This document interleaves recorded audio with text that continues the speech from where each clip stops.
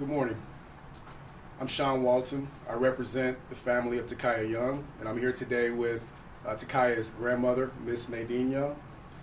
And thank you all for being here. Today marks a solemn victory in the pursuit of justice for Takaya Young and her unborn daughter, whose lives were tragically and unjustly taken at the hands of Blendon Township police officer Connor Grubb. Grubb now faces 4 counts of murder, 4 counts of felonious assault, and 2 counts of involuntary manslaughter. On August 1st, Takaya and her family would have been celebrating Takaya's 22nd birthday. We honor Takaya and her unborn daughter, not as footnotes here, but as victims of an unjust crime and as the true beneficiaries of the right to utilize Marsy's law alongside her unborn daughter. This indictment speaks to the resilience and persistence of those who demand accountability when gross misuses of power occur. Contrastingly, Connor Grubb and his partner were not victims. To use Marsy's law to cloak officers from facing the consequences of their actions is an insult to every victim of police violence, an inversion of justice, and moral accountability. The road to this point has been long. Yet we can assert that although this journey has been a very tough one, the right conclusion was reached by the grand jury. The actions that led to the death of Takaya, the unnecessary aggression, the chilling commands that amounted to comply or die, were there for us all to witness in dreadful clarity. Takaya's life and that of her daughter were extinguished in an act of brutality, becoming yet another symbol of the urgent need for reform in police conduct and accountability. In the aftermath of the murder, a statement from Fraternal Order of Police, Capital City Lodge Number 9, President Brian Steele, that he could see how the shooting could be justified, underscores a cowardly, yet consistent, readiness to excuse the inexcusable. His insistence on saying the loud part silently, that he actually could see how the shooting could be viewed as a murder, proved yet again that he possesses neither the courage nor the credibility to speak for the countless officers in this city that set out each and every day to do the right thing. He and others like him oppose systems of oppression while holding back the good officers who also seek systemic change for our communities. The grand jury's decision, fortunately, reflects the community's collective conscience, recognizing this tragedy for what it is, a murder that demands empathy and justice. As we stand with Takaya's family, we cannot overstate the bitter irony that Officer Connor Grubb is now the 4th member of Capital City Lodge Number 9 to be currently awaiting trial for murder. If the FOP and Steele will not stand as authentic and reliable allies for truth and justice, then this indictment serves as a clarion call that the voices of the people will still be heard and respected. We find strength in a unified demand for accountability, transparency, and true justice. And we will continue to fight for a society where such travesties are relics of the past and not recurring nightmares narrated by uncertified boogeymen such as Steele. The quest for change is arduous, the path fraught with resistance, but it is through our collective fortitude that change is achieved. We stand fully committed to this journey alongside the community that we serve, always striving toward a more just and equitable world for all. We thank the grand jury, but we insist that this is but a step, not the conclusion, of our collective journey towards justice for Takaya and her unborn daughter. And at this point, I will open up the floor for questions for both myself and Ms. Nadine Young. Ms. Nadine, can you describe what this last almost year has been like for you and your family? It's been, for me, agony. It's been like a whirlwind of just hurt and pain.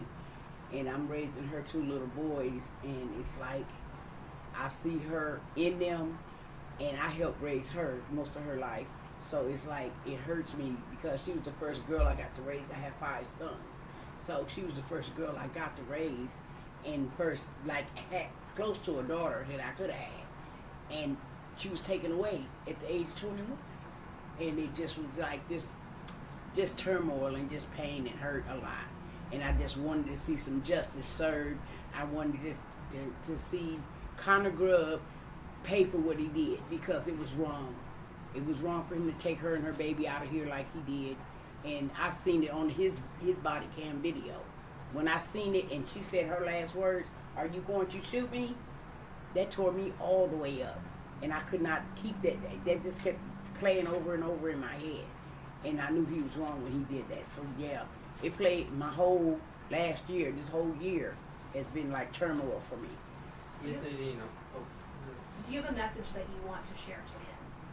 I just want him to know he was wrong to kill her. It didn't take that. He didn't never have to pull that gun on her, ever. It wasn't called for. He was a bully with a badge, and that was not right. Miss Nadine, I know that Takaya's birthday was recently, and I remember last time we talked, the family seems to have a stretch of birthdays all kind of around each other. Mm-hmm. I'm just wondering what the last few weeks have been like for you and for her children. Her baby, her little youngest son's birthday was the 29th of July. Hers was the 1st of August. Her next son is the 18th of August. And mine's the 19th. My son was yesterday. So it's like we all celebrated together. We're not together because of Connor Grubb. August was our whole month. We're all Leos. You know what I'm saying? And that was traumatic to not have her with us. You know what I'm saying? It just tore us all up. Because she's like the life of everything. You know what I'm saying? She was the smile. She was the life of the party. And she did all she could for her babies. You know what I'm saying? He took a lot from us, period. From her babies and from us. Some of these charges are specifically for Takaya's unborn baby. Mm-hmm. Do you feel that was right in the indictment? Yes, because she wanted that baby girl so bad. She had 2 boys, and she was buying stuff. She had so much stuff in my garage for that little girl, and I didn't even know it until after she passed, and I opened my garage and seen it. All the stuff she had already purchased for that baby. She was getting ready for her because she was happy to have a little girl. And when I seen all the pink this and the pink that, and I'm like, oh, she ready. It's like, she can't have her now because they took her and the baby. What does justice in this case mean for the family? I would like to see, hopefully go to court soon and him get a long sentence for taking her life and her baby's life. I mean, because it's not fair. We don't have her or the baby, and he was running around a whole year paid administrative leave. Double murder? Come on now. That doesn't make sense. What do you think Blendon Township should do for their internal investigation? What results do you want to see there? Their internal investigation. You can answer that. I think we're seeing here is a systemic issue where we have an officer who is now indicted for murder. Let's first talk about the fact that Blendon Township rushed to call Connor Grubb and his partner victims. I think that it villainizes people in a way that is cruel.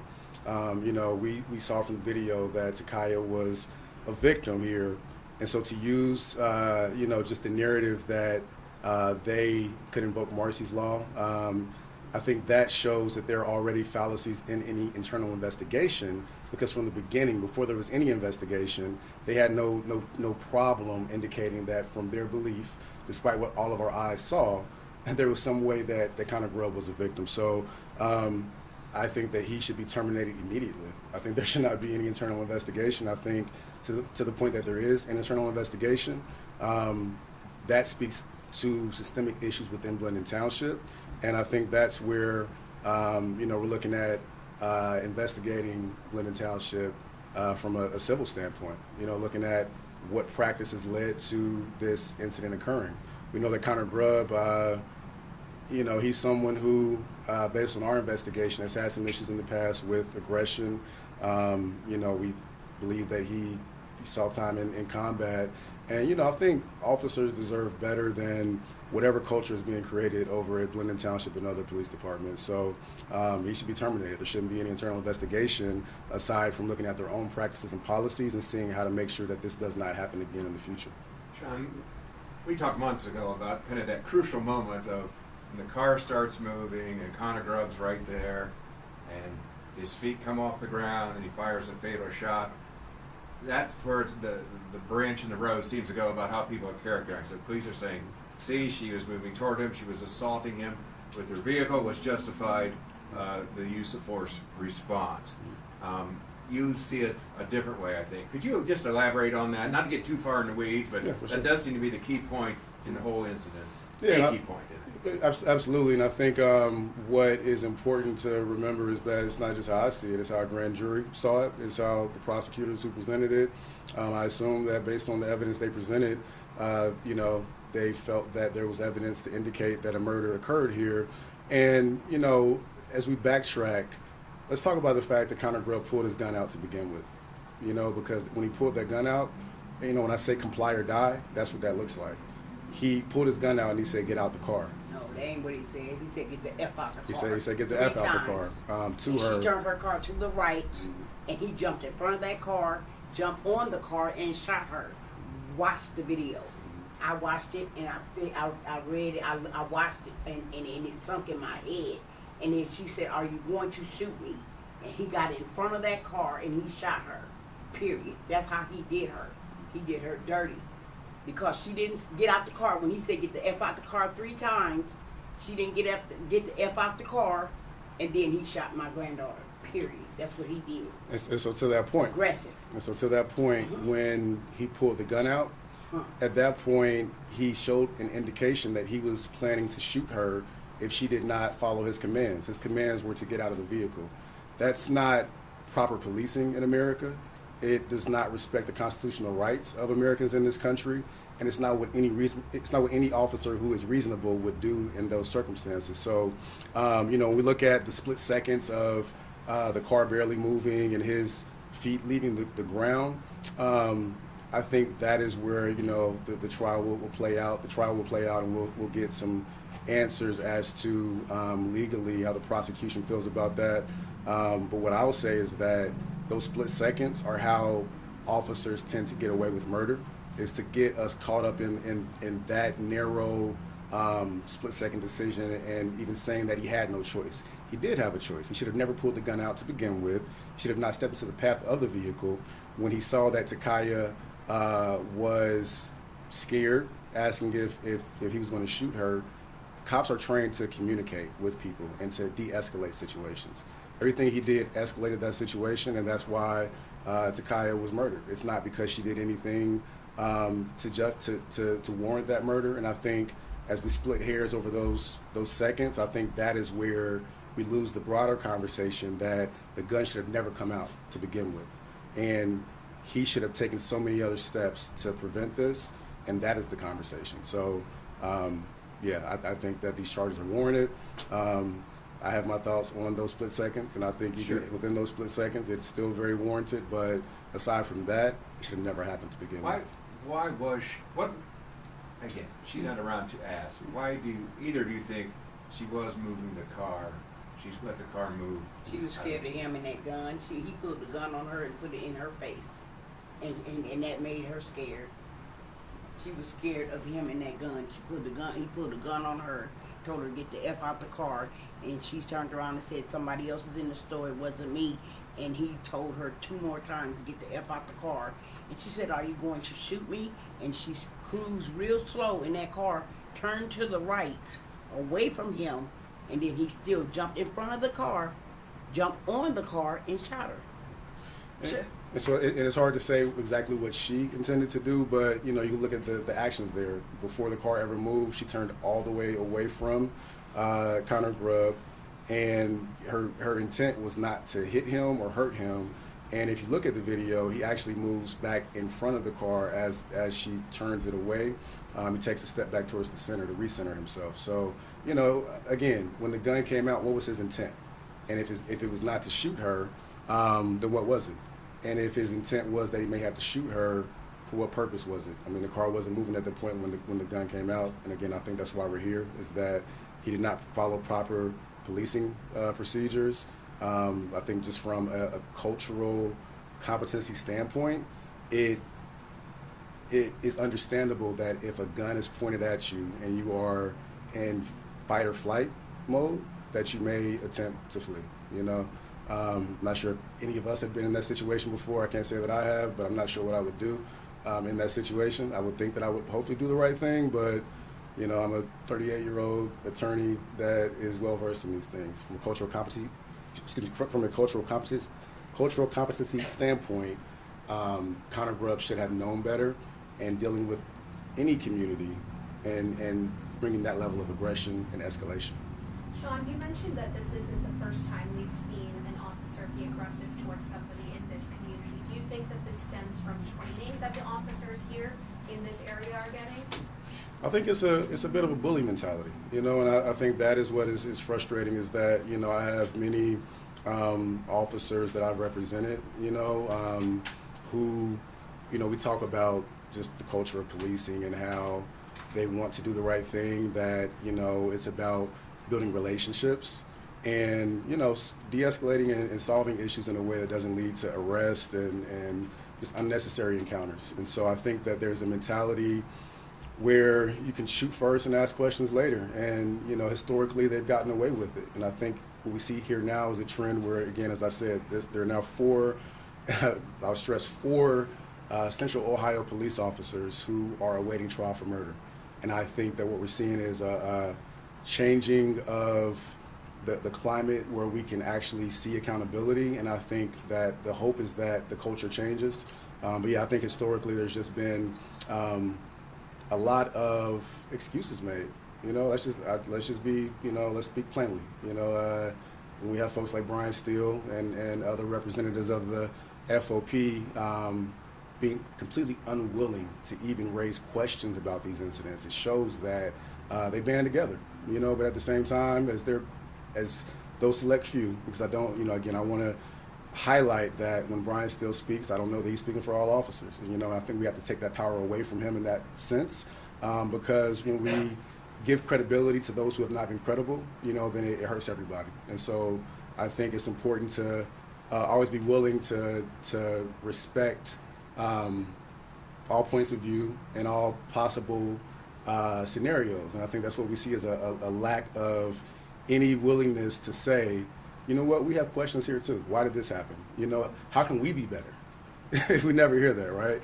And so, yeah, that culture is changing, and it's our intent that through these charges and other resolutions where families are made whole and communities see that we can actually have change, that, you know, the culture will change.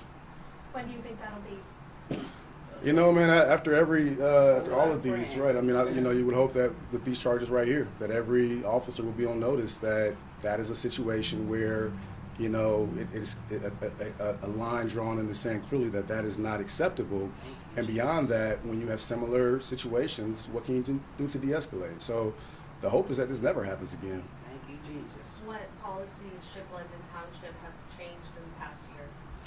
You know, I think we can start with the fact that he should have been terminated. You know, you look at the Blendon Township policy themselves, it says that an officer should not put themselves in front of a moving vehicle.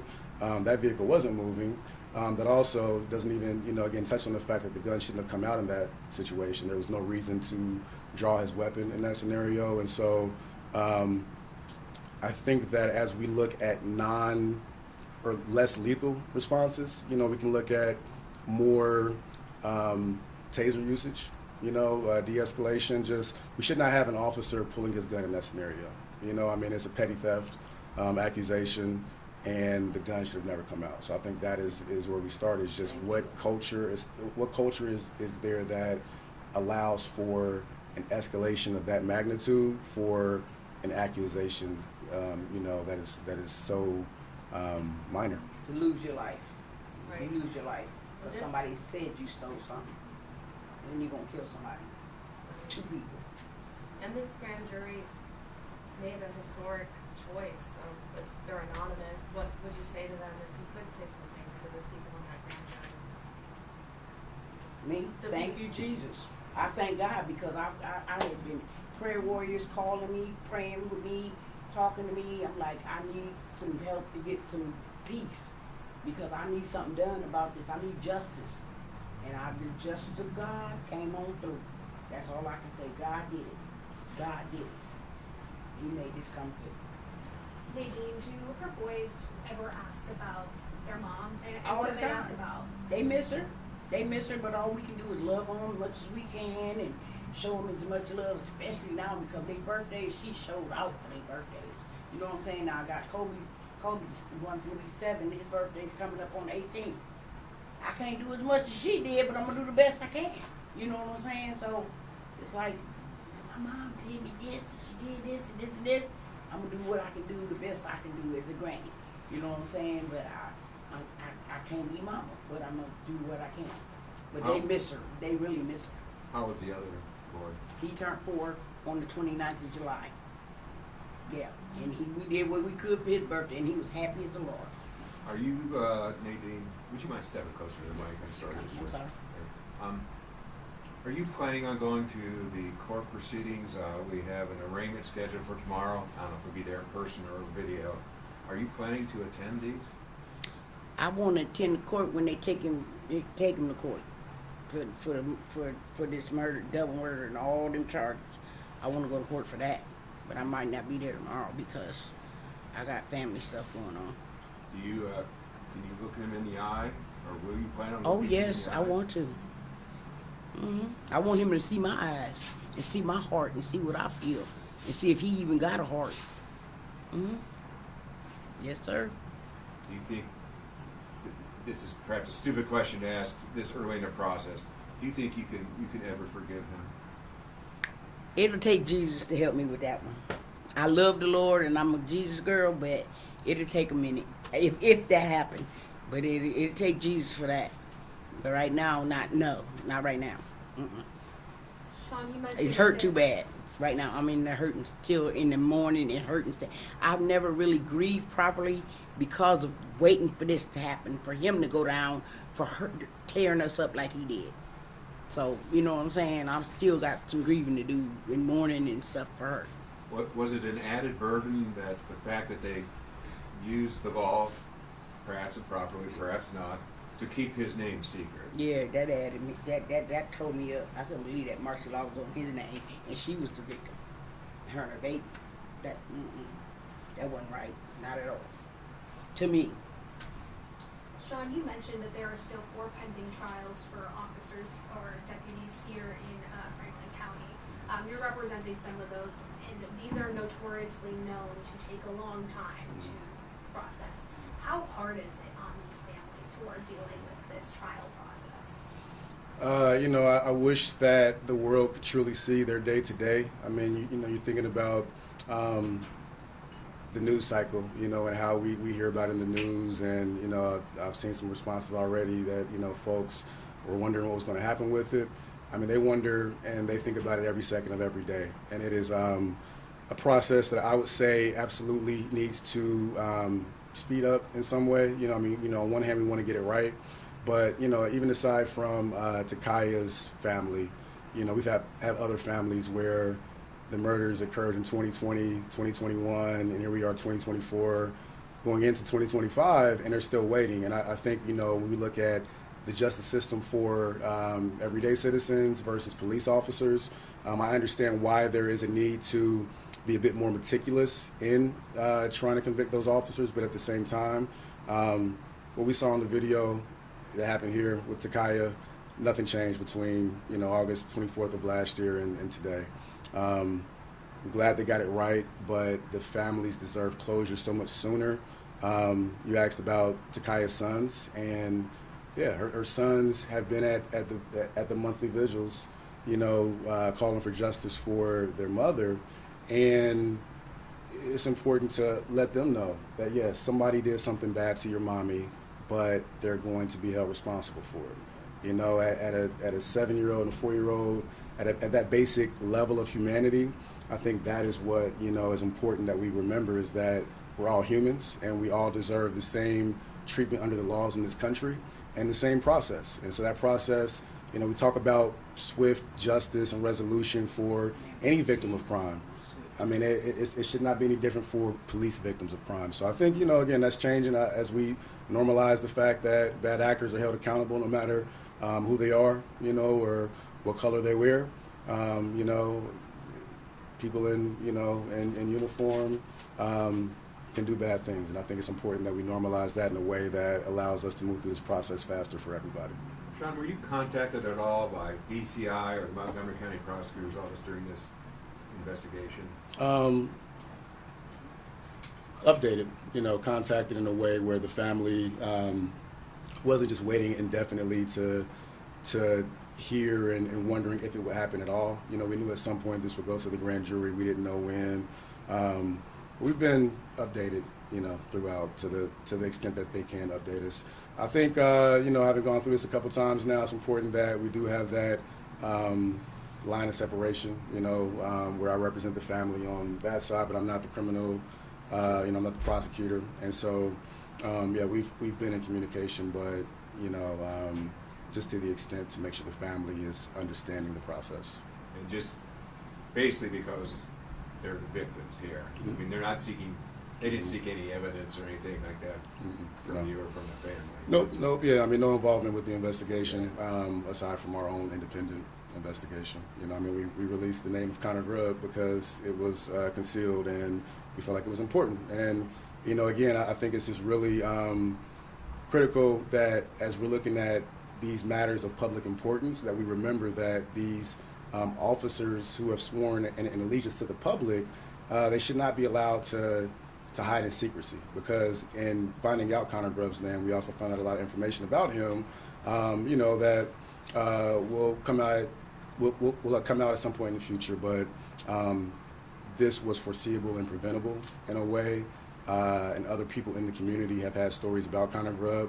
They were very eager to tell those stories once they knew his name. Could you elaborate a little on that? I mean, that's Oh, kind of a tantalizing little hint Well, there. I think what we see often is that officers sometimes have a history of complaints against them, aggressive behavior, aggressive language, things that show a pattern that would lead to a situation where in a Kroger parking lot and responding to a petty theft accusation, he pulls a gun out. I think that's just what I would say, as an attorney who looks at these things, you see a pattern of behavior that is indicative of future issues. I think every department should have an early warning system. I'm not sure if Blendon Township did. We'll look into that. But when you have a level of complaint, I think even if it is unfounded, you should still have a level of additional training, retraining, and assurance that what could be a red flag or what could be smoke does not turn into a fire, as we see here. And civil litigation coming out of this? In the same way that the criminal process should not take a long time for these people, I think that we are fully ready to litigate this and to go to a civil trial. That process takes years. I would hope that Blendon Township sees the writing on the wall, essentially. I think that this is very clear cut. And so, we're prepared to litigate it if need be, but at the same time, Takaya has two sons who should not have to go through this process, a family that should not have to go through this process. And, you asked the question earlier about what families deal with. We have depositions, we have, discovery, all these things that they didn't ask to be involved with. So we're here to fight for them as needed, but I would hope that we could talk to Blendon Township about, doing what's right for the family and for the community and not having to actually litigate this in the same way. Let me ask what maybe, I'm sorry, if anyone else. Thank you, I think I'm gonna take off. I'm so sorry for your loss. Thank you. I appreciate This may be a tough question, and I apologize if it's offensive to you, but there may be not that it justifies the shooting, the killing, whatever, but does Takia bear part of the blame? It's Takaya. I'm sorry, I really apologize. Takia bear any of the blame because she did shoplift some liquor from that Kroger? No, sir, because for the simple fact that whatever that she's supposed to got, she left it in the store. She didn't even bring it out the store, and there was a witness to say she left it inside the store. So what I'll say to that is, She didn't take nothing out the store. and what I'll say is that early on in the process, we gave far too much weight to that question. And in the aftermath, I regretted all of the answers I provided to that question, because in no scenario does somebody shoplifting contribute at all to their murder by a police officer who was investigating and asking questions about that. And so, yeah, we had a lot of conversation about whether she did it, whether she didn't do it. I personally don't care. She'll never see court on that potential charge. Had she seen court on that potential charge, it might have been a ticket. It wouldn't have been jail time. I mean, it's petty theft, right? So ultimately, the law is very clear on when you can use deadly force as a police officer, and in no scenario was that shoplifting accusation something that would have led to that. There was no indication that she had a weapon. He didn't see a weapon, and there was no reason to pull the gun out. So, no, she bears 110%.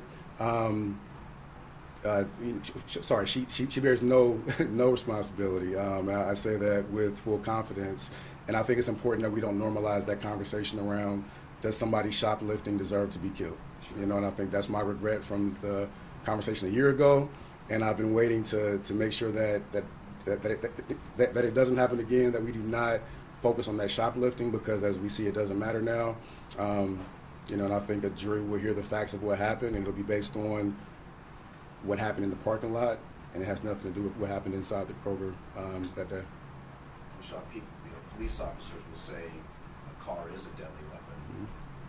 This officer was off on his feet. Mm-hmm. He did fear for his life, potentially. This is why he used the force that he used. How do you counter that? That argument might carry more weight if the gun came out after all that you just said, but the gun came out before that. And so my question is, why did he pull it out, and what was his intent? Had the car never moved, was he going to just point the gun at her indefinitely until she got out the car? And when he was off of his feet, he leaned on that car, and that's when he shot her. He did that.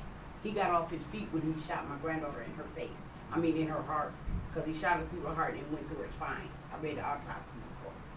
He got off his own feet because he jumped in front of that car 2 times. He never should have jumped in front of her car. He put himself in harm's way. He shot her in the heart and killed her. He did that. He put his stuff like that. Yeah, and she didn't use it as a weapon. He put himself in front of the car. and I think that there are scenarios where a car can be a deadly weapon. Absolutely, this was not one of those scenarios. And I think, again, every reasonable officer that I've heard from on the topic agrees. And I think that is what is important, is that as we figure out what good policing is, it's important that we make it clear that that is not good policing. It's not what is acceptable in our communities, and it's not what we're going to tolerate. And that's why we have murder charges here today. Can I ask you the prosecutor's question? Why 4 charges? 4 counts of murder? There were just 2 deaths here, counting the unborn child. Yeah, that's a question that is more for the prosecutors. All right. But what I'll say about what I know is that based on the elements of those charges, all charges are warranted. All the facts that warrant convictions on those charges are present here. And so, however we get those convictions, we want those convictions. And, that's a strategy that they'll have to speak to more. So.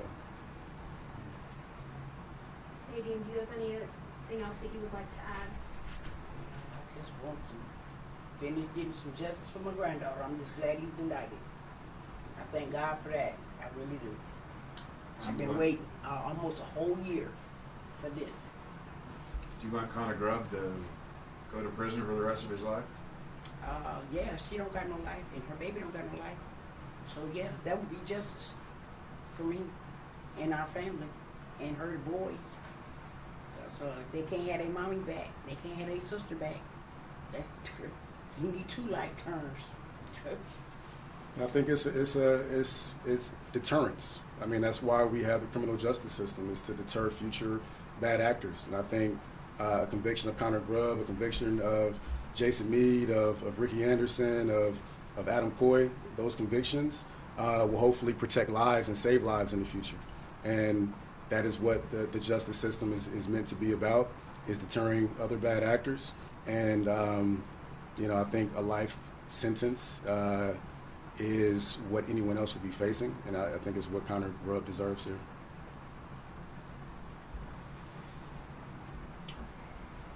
All right, any more questions? All right, well, we appreciate you all coming out, and if you do have any follow-up, feel free to reach out. Justice for Takaya, and we want to make sure that we thank the community for their support throughout this time and for your coverage of this matter. Thank y'all. I appreciate it.